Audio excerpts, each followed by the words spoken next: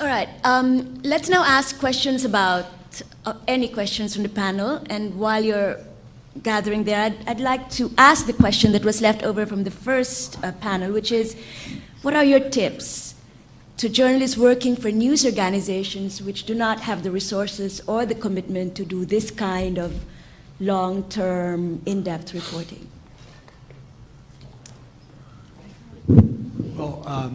Well, one thing I want to say, because I'm an editor of a significant newspaper and part of the Hearst Group, and I actually, compared to a lot of my colleagues here, I actually get to see the financials. And I came from a newspaper group that it's been publicly, or a newspaper was publicly reported that lost $17 million last year. And that's the sort of downside of journalism that you read about.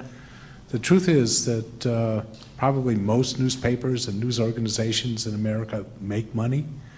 The Associated Press makes money. My newspaper is profitable. So I wouldn't get as down on the future of this business as a lot of people have. Having said that, since we make money, what do we do that's special and unique and a public service to our communities? And it's work like this. And I said earlier tonight that unless a reporter really wants to do a story, chances are it's not going to get done. So really it's an individual responsibility that all of you have. You know, if you think a story is really important, it's really, you're the one who's going to determine whether it's going to see the light of day. Michael Barron's tips for those who are not lucky enough to be working for the Seattle Times? Just a few weeks ago, some of us actually were in Nashville, and I was in a room like this with a bunch of editors who asked the same question. These are mostly mid-level papers. And the advice that I have is look around you. The stories are all around you. And I was talking to an award-winning reporter from USA Today. She goes, that movie, you know, I See Dead People. That's how some reporters are with stories. Like everywhere I look, I see stories, and I just can't understand when people say they can't find stories. So look around you. I mean, they're there. That truck that says True World Foods that's driving down the street, that's owned by the Unification Church, the Moonies. They're the #1 sushi supplier in the United States. When there's a police car crash, there's a database for free sitting in Washington, D.C. from the National Transportation Administration that allows you to track every fatal police chase in America. My point is there are tools that we use in this field, and you have to go out and learn those tools. Most of them are free. You just have to learn that they're there. You have to learn how to use them. So when you look around you, you'll know what you're actually seeing. Thank you. Yes, Matt. I would say, don't worry about, in Columbia, I don't need to tell you guys this, don't worry about your medium. I mean, geez, you know, I don't know what newspapers are going to look like in 10 years, and I don't know what the AP is going to look like in 10 years, and I sure as hell don't know what network television is going to look like in 10 years, but I do know this, you know, there's always going to be a guy, there's always going to be somebody who's willing to pay money to know something that they can't find anywhere else. And there's always going to be, Mike Barron's is always going to have a job, right? Because if you can tell a story and find something out that nobody else is going to do, you're going to be fine. There will be jobs for you. If you are going to write what, you know, the press conference that happened yesterday for tomorrow's paper, and you're going to write it a little bit better than everybody else, maybe there won't be a job for you. But if you're going to tell me something that I didn't know, there will be a job for you. And Thank when you you go for to your being editors with optimistic, this, yes. Sorry. yeah, I mean, don't just come with, hey, I have an idea. I mean, come with stuff that they can't turn down. I mean, what editor is going to say, it's a great story, you've got everything there, but no. I mean, that's just not, that shouldn't be happening in newsrooms. But make sure you go to them with what you have and have good stuff. Do some pre-reporting. Don't go to your editor with, I've had a great idea. You know, It's coming. It's coming to Wait, me. Do some reporting. I mean, do some reporting on your own time. You know, so you're still being able to produce what your editors expect of you, especially in your first jobs. Do some on your own time, early in the morning after your work. You know, playing with data at home. Don't tell anybody. And then when you go to your editor, you've got something. Great. Play with data at home is the tip here. Yes. Thanks for the encouragement.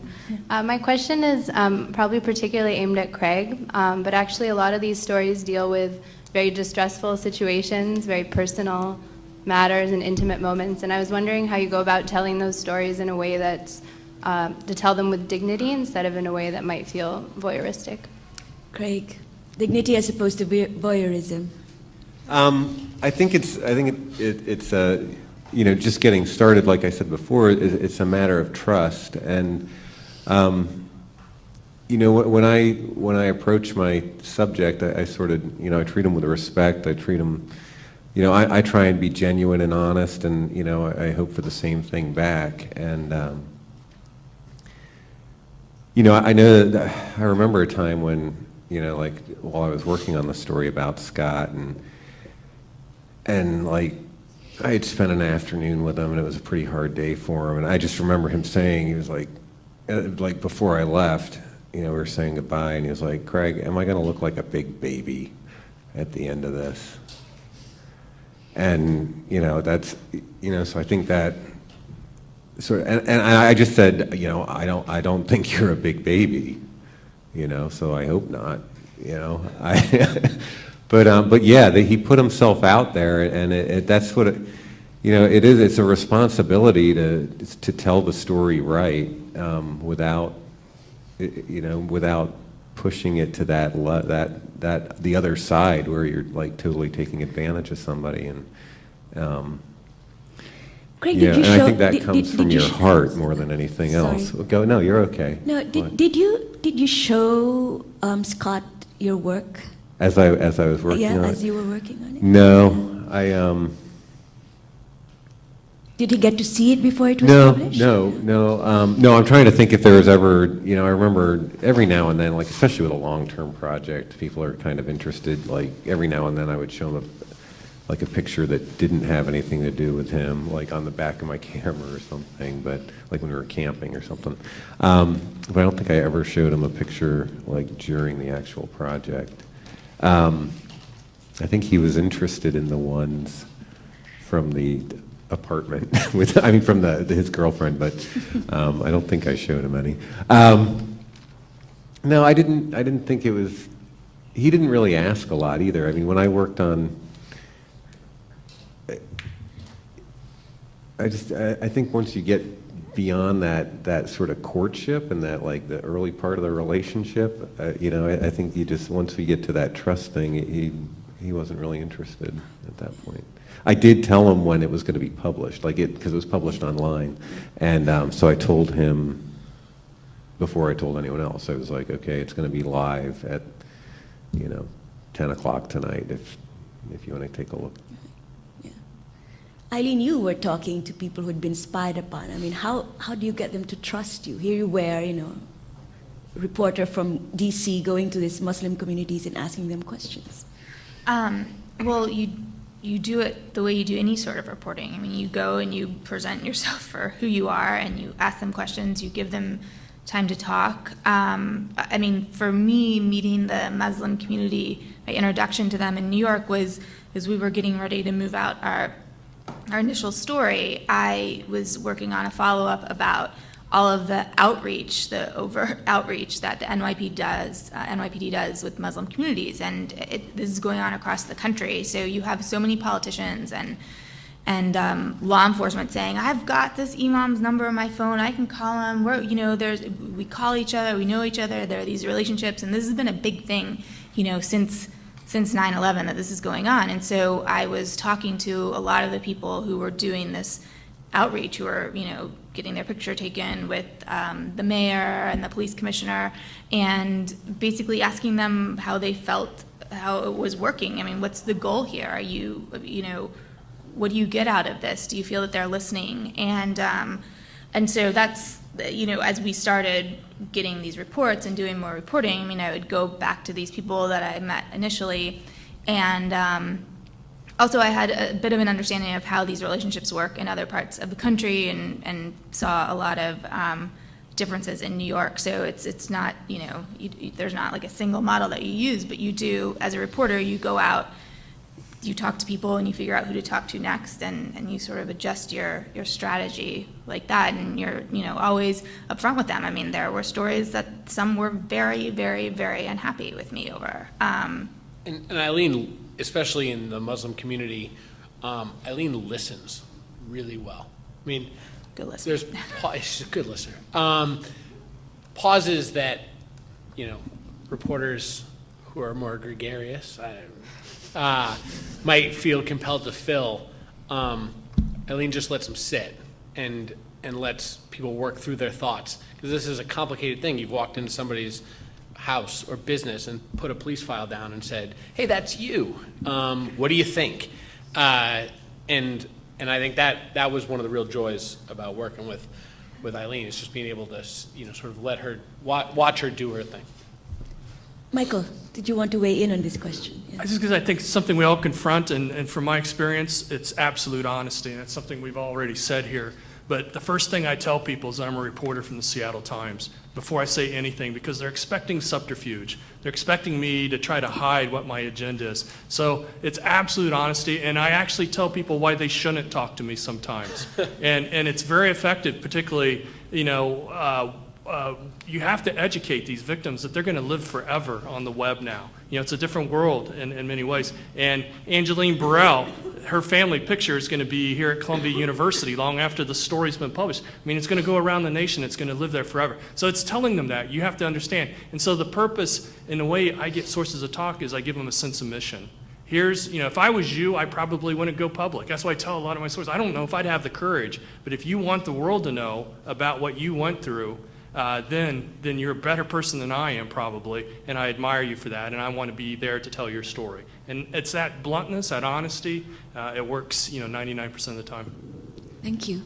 There was someone standing here a while ago who wanted to ask a question. Yes. Go ahead. I had a question about the methadone story. I was wondering how you negotiated the issue of poverty. I think it was obviously clear that there was that this was disproportionately affecting poor people, but I thought it seemed like that there was a fair amount of restraint in how you presented that facet of the story. Not to get into the technical parts, but we basically took census data and we broke it down into quintiles, and we made 5 different income categories, and then we matched dots, by geographic location to what quintile they fit in, to these income categories. And so we had a database editor named Justin Mayo at the paper. He's an expert at this kind of thing, and he's the one who divvied up the dots by income for us. And then again, we went to professional epidemiologists and healthcare professionals and asked them to look over our methodology. We also, in the project, we published a little How We Did It box on the web, where we explain what coding we used, how we differentiated between illegal use of methadone versus legal use of methadone, and those sorts of things. So I think he was saying, how did you deal with the fact that a lot of these people are poor, and you guys did this so well and handled it in the story so well that these tended to be poor, uneducated families, and you're going in and saying, am I misreading that? And you're going in with a deft hand and saying, hey, I'm a reporter, I want to put your picture in the paper. We had 99% of people turned us down because of the poverty issue. They did not want to go public with the fact that they were poor, that this was a horrible, traumatic. That's why finding the story of Angeline Burrell was so precious to us. And even within that family, there had been a huge fight within the family about whether to go public. The mother went renegade with her own family and decided to go public because she had this sense of mission that she wanted the world to know what happened to her daughter. But it is an issue. We found there was one anonymous story in the project where there were 2 sisters who were in a car crash. One got methadone, one didn't. One dies, one doesn't. And the family just refused to let them go public because, unfortunately, and this sounds very prejudicial perhaps, but a lot of low-income families also had a lot of other issues in the family. Maybe the dad has been arrested for DUI. Maybe the brothers had a robbery conviction. They were scared that all this laundry would come out in their families based on the one little story. So that's what we confronted. It was a huge issue. We, again, absolute honesty, we told them exactly what we're doing and why. A lot of people turned us down, but fortunately some said yes. Yes, please. My name is Paula. I was wondering about the methadone, whether the data also showed dosage. Like how much? On death certificates, we could not see what the actual dosage was. We had to go back after we identified who the families were. We took basically the list of all 2,700 people who died, and we called the families one by one. Not all 2,700. We categorized them. I'd say we called about 150 of the 2,700, and that's where we'd ask for medical records and try to get dosage at this point. What the death records did show us was whether it was accidental or not, and it showed us what else was in the body. So if someone had methadone in their body and cocaine, that's a family we're not calling. But if it's just someone who had methadone only, and maybe with an anti-anxiety drug, or we'd see sometimes with a sleep disorder, you're not supposed to be getting methadone if you have sleep apnea. Those are the families we'd call. Then we'd learn dosages afterwards. But with methadone, it only takes a small amount to kill you. So how were there deaths for heroin, weaning people off of heroin? Would there be a similar pattern? We looked at methadone deaths linked to heroin addiction, and believe it or not, it's not that many because there are so many safeguards. And we actually have a little passage in the story. For you to get methadone at a methadone clinic, you're not allowed to take home your medication your first couple weeks that you use it. You have to take it right there in front of somebody, and you have to come back the next 24 hours to be observed. But if you're a general pain patient, they give you a 30-day supply and they send you home. And so that's why you don't see that many people ODing on methadone at a methadone clinic. Yes, John. Hi. I'm wondering about the issue of collaboration. I know at least 3 of these were collaborative projects, so what are the kind of advantages, disadvantages of collaborative reporting, and how do you negotiate that? Yeah, we definitely, as I said, we had a team of 5 reporters and 2 editors that really worked on this, and it was a partnership between the investigative team and the education team. And I think that was really a great model because you had your education reporters who had all the sourcing, and then you had all your investigative people who had, a lot of ideas about how to go about, creating databases and just some of the ways that you go researching for records. And so, in terms of that, I think that the partnership worked really well. And also, I can talk about like when we went out to do some of our reporting, to visit some of the families. We usually went in teams of 2, with the idea that perhaps whoever we were interviewing, student, parent, whatever, would react or interact better with one personality versus another. And we all had very different personalities and different styles. And I think that kind of worked for us, that we were able to do that. And so naturally, though, when you're working on a project, you have people, you have personalities. There were times when we, kind of had some battles. I remember when it came down to writing part 1 in particular, the three of us, John, myself, and Kristen, all had a certain way that we wanted to write part 1.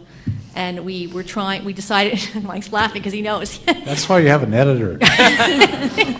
So we had to negotiate it, and in the end, I think we finally, probably each of us would have probably changed a word or 2, but we finally, I think going through that process, as painful as it was, actually made the story better. And Mike did, weigh in the end and was the referee and, got us through it. I think one of the points touched on earlier in dealing with people, and Sue just gave another aspect of it, is people do have different personalities, and when you're interviewing somebody who's reluctant to talk or getting a story out of them, I always felt that you had to establish some sort of common connection or empathy with them.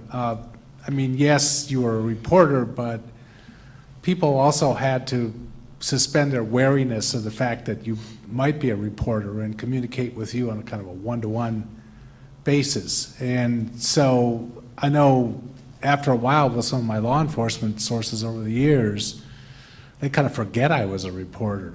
And, they tell me stuff that they probably shouldn't have told me. But it was just that there was a long-standing kind of relationship. So I think that's important when you're dealing with people. They aren't just sources, they're people, and people you get to know over a period of time. And establishing rapport with them is an important part of the job. Do any of you want to add to this? Or? Look, everything we do in our little group down in Washington is collaborative. I sit from here to Mike, from Adam Goldman, and it's closer. There's just a little cubicle wall between us. And maybe from from here to Sue to Mylene, and the poor people who have to sit in those between poor us. people. I mean, because I'll just be sitting at my computer, I'm like, did you see this? And she's like, oh my God. And there's people And it's like, happening on IM and it's- over, so they're that's not right. even getting the whole part of a conversation. and which is if you can get a group of people, right, they have no idea what's going on. And if you can get a group of people who just like working with each other, and, there's not, I mean, we have blow-ups in the newsroom, and I tell Adam to, whatever, and, I mean, Adam and I live across the street from each other. Our wives had babies at the same time. We walk to work to each other. We go home together. We work next to each other. It's not healthy. But I mean, if you can get people working together in that kind of a team situation where, I mean, there's just nothing like it. And there's nothing you'll do in your careers that's more fun than working on a great team. And the product's going to be so much better than if you did it yourself all the time. I just wanted to say one more thing real quickly. I think, one thing to remember when you are working with a team is, you are going to have personalities and you're going to have some issues. But what you want to always keep in mind is that any energy that you spend, fighting with each other or, battling each other or going behind each other's backs or whatever is energy that you take away from getting your project done. And there's no way that you can really do something of this magnitude for any of these projects, I don't think, unless you put all that aside and focus on the goal. Yeah. All right, our last question for the evening. Hi, my name's Sonia. With so many of these stories, they're very heavy topics, very serious critical issues, and you're following sources around for days, months. They may or may not be stable, yet you have to gain their trust and show empathy so that you can produce the story and tell their story. But how do you balance that empathetic approach with your own personal well-being so that you're still taking care of yourself and you're not affecting the story so much with your own reporting on it? Do you know what I mean? It's what I tell sources. It's a sense of mission, and that's what drives me, and that's what gets me up in the day. It's because what I do, I believe is important. And I think that's what I want for my kids. I don't care what you do in life, as long as you believe that whatever you're doing is important. And so, how do you differentiate yourself? I don't think you do. And you touched on empathy, and it's the ability to have empathy with the people that you're reporting. And I consider it a privilege to enter their lives, and I enjoy living a little bit of that pain with them in the sense that it helps me better understand the story. I don't know. I think we're all dysfunctional. I mean, I used to be 120 pounds, so look, I'm not a poster child for stability here, but, sorry. Just joking. Great. I tend to be a little obsessive myself. I previously worked on a story about a kid joining the Army, and I spent 2 years on it, and I like totally obsessed over, because he lived like an hour from like all his buddies from high school, and he would come home every weekend. And so every weekend I was like, gee, I wonder what kind of trouble Ian's going to get into this weekend. And I don't think it ever became unhealthy, but I was sort of teetering on the edge there, where maybe it was. But fortunately, with Scott, I actually had some personal life journey and some good things going on in my life. I think she stepped outside, but I got married and had a baby while I was working on this project, and so yeah, you do have to sort of take some time for your own. And I think that's what you're asking about, like mentally, how do you? Well, yeah, and also the ethics of reporting. If your sources trust you that much, how do you make sure they're not seeing you As a friend, yeah. Well, Scott and I had that conversation a number of times. I mean, I remember one time he was like, oh yeah, that's right, I'm just a subject, So, I mean, we actually, but I mean, I worked on that project for like 9 months, and you can definitely, that line can get a little muddy, and you just have to be very aware of it yourself as a journalist. And I think that, you think about it now. So, I mean, if you're working on a story, you'll think about it then, and you just have to be aware of it. And sources do become friends, but friends are wrong too, right? I mean, just because a source does become a friend, but you can't give more weight to that because, you've known them for 20 years, So, I mean, you run into that. I mean, you covered a beat, and you still cover counterterrorism as a beat, and, you go drinking with people and, No. No, never. Yeah, I mean, I think if you're going to ask somebody to be available to take your phone call in the middle of the night, they, have a right to want to know a little bit more about you. So when you're getting to know people, I mean, it does get, a little personal. They want to know about your background a little bit. I mean, it's a conversation. You're building a relationship with someone, but we have to remember that this is what you do for your job, and you're going to be upfront with them all the time about, if they're saying something that's off the record. I mean, you need to honor that. And, it's up to you how much you want to tell them about yourself. But really, I've found just acting like a human being with people. I mean, if somebody says, I have to cancel an interview because my kid's sick, when you talk to them, I mean, don't you want to know how the kid's feeling? Ask questions like that. Be normal. Yeah, and want to know. Like, don't ask because you think it'll get you better information. Ask because you really want to know. Because you don't check your humanity at the door when you take these jobs. I mean, far from it. We're writing these for people, not for robots. So On that note, that's the ending note, Sig. We're writing for people, not robots. we sometimes say around the journalism school, there are no issues, there are only people. And I want to thank the panel for the outstanding job they've done tonight on deconstructing their terrific achievements. And I want to thank Sheila Cornell for her brilliant job of moderating the panel. And I want to thank you for showing up and paying such deep attention and asking such sharp and inquisitive questions. And now, on to the presidential debate.